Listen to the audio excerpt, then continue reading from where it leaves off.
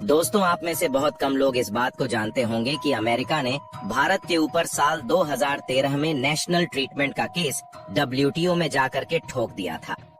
असल में natural treatment उस प्रोसेस को कहा जाता है जहां पर कोई भी देश अपनी कंपनियों को बहुत ज्यादा प्राथमिकता देना शुरू कर दे।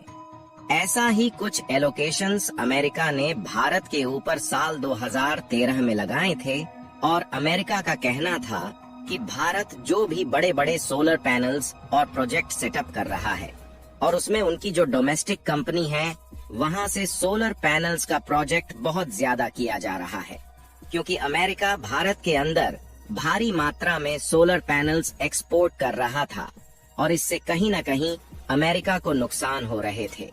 लेकिन वक्त ने 360 डिग्री पलटी मार ली है और आज सिचुएशन कुछ ऐसी है कि भारत अमेरिका का सबसे बड़ा सोलर एक्सपोर्टर कंट्री बन चुका है।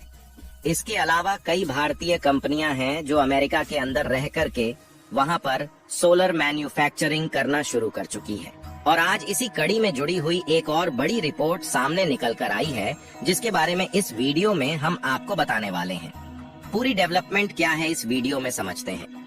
भारत जिस तरह से अपनी मैन्युफैक्चरिंग कंपनी में लगातार आगे बढ़ रहा है, उसके लिए इस वीडियो को एक लाइक जरूर करें। साथ ही इसी तरह और भी नॉलेजेबल वीडियो पाने के लिए चैनल को सब्सक्राइब जरूर करें। दोस्तों, रिसेंटली ही रेटिंग एजेंसी इंफ्रा की रिपोर्ट के मुताबिक वर्ष 2024 की पहली छमाही में भारत से एक्सपोर्ट होने वाले सोलर सेल्स और मॉड्यूल्स करीब 8,360 करोड़ रुपए के हो जाएंगे, बल्कि पिछले साल में सिर्फ 1,453 करोड़ रुपए के थे। यानी कि इस इंडस्ट्री में भारत ने काफी बड़े पोटेंशियल हासिल किया है। टोटल एक्सपोर्ट करीब 405 मेगावाट का था, जहां पर रिपोर्ट में साफ शब्दों में बताया गया है कि भारत ने सबसे ज्यादा सोलर अमेरिका में एक्सपोर्ट किए हैं और अमेरिका के साथ भारत का ट्रेड हमेशा से ही सरप्लस में रहा है, फिर चाहे वह सर्विसेज हो या फिर गुड्स एक्सपोर्ट। और कुछ गिनी चुनी कंपनियों का नाम भी शामिल किया गया है, जिसमें वाई एनर्जी ने करीब 28,000 करोड़ रुपए के ऑर्डर बुक किए हैं। और वाई एनर्जी भारत के अंदर काफी बड़ी मात्रा में सोलर इंस्टॉल करने का काम करती है और करीब 85% ऑर्डर इनके हमेशा से ही सोल्ड आउट जाते हैं। और majority Bharat, America, Canada, Europe जैसे कई और देशों के अंदर सोलर एक्सपोर्ट करता है।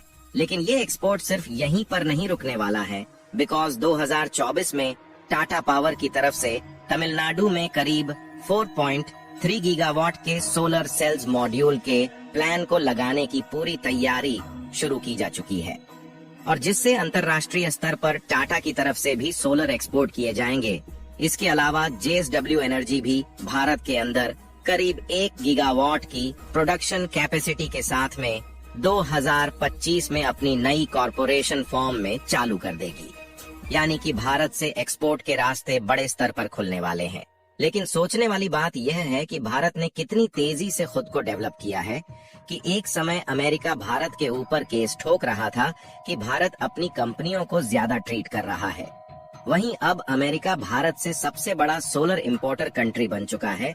और बड़ी कंपनीज की बात की जाए तो भारतीय कंपनी राइवल सोलर, जो कि गुजरात बेस्ड कंपनी है, और उसने रिसेंटली अमेरिका के अंदर 500 मेगावाट की कैपेसिटी के साथ नए सोलर मैन्युफैक्चरिंग फैसिलिटी को सेटअप किया है। इसके अलावा दूसरी भारतीय company Vikram solar United state के अंदर सोलर प्रोडक्शन के लिए 1.5 बिलियन US$ की इन्वेस्टमेंट ऑलरेडी कर चुकी है। इसी कड़ी में एक और कंपनी का नाम शामिल हुआ है, जिसे रिसेंटली इंक्लूड किया गया है और इसे सार्थिक सोलर का नाम दिया गया है। और ये भी अमेरिका के अंदर बड़े स्केल पर सोलर पैनल का प्रोडक्शन शुरू कर रही है। और इसीलिए आपने नोटिस किया होगा कि यूरोप सहित चाइना, अमेरिका, जापान सभी देश भारत के अंदर बड़ी इन्वेस्टमेंट कर रहे हैं। और इसी की वजह से भारत फ्यूचर की ओर आगे बढ़ता हुआ देश नजर आ रहा है, जिससे आगे चलकर भारत को काफी ज्यादा फायदा होने वाला है।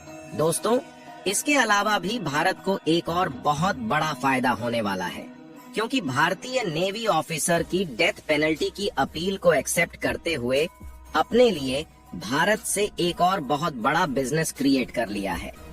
और यह कोई छोटा मोटा बेजोस नहीं, बल्कि कतर को करीब 10 मिलियन मीट्रिक टन की सप्लाई का एक और बहुत बड़ा कॉन्ट्रैक्ट रिसीव हो सकता है। सही मायने में देखा जाए तो यह कतर के लिए काफी बड़ी अपॉर्चुनिटी है। इसके अलावा कतर के लिए नुकसान से निकलने का एक सीधा रास्ता बन रहा है, क्योंकि पाकिस्तान में कुछ गैस के भंडार मिले हैं जिन्हें चाइना सीधे तरीके से कब्जाने वाला है और चाइना अपनी गैस सप्लाई पाकिस्तान से पूरी कर सकता है। तो रिसेंटली चाइना और कतर के बीच में जो LNG की डील फाइनलाइज हुई थी, इसे आगे चलकर डिस्टर्ब किया जा सकता है। लेकिन यदि कतर भारत के साथ अपने रिलेशन अच्छे रखेगा तो भारत के साथ डायरेक्ट अपनी गैस एक्सपोर्ट करके बिजनेस लगातार करता रह सकता है। इसके अलावा भारत के अंदर कुछ बड़ी तैयारियां शुरू हो चुकी हैं। रिपोर्ट के मुताबिक भारतीय कंपनी इंडियन ऑयल अपनी LNG टर्मिनल की कैपेसिटी को डबल करने जा रही है और इसे बढ़ाकर के करीब 10 मिलियन मैट्रिक टन किया जाएगा, जो कि करीब 6.3 मिलियन मीट्रिक टन है। वहीं भारत के पेट्रोलियम मिनिस्टर ने डिसाइड कर लिया है कि भारत के अंदर एनर्जी कंजप्शन के अंदर अब LNG की कैपेसिटी और ज्यादा बढ़ाई जाएगी और 2030 तक इसे करीब 15% तक किया जाएगा, जो कि अभी सिर्फ 6.2% है।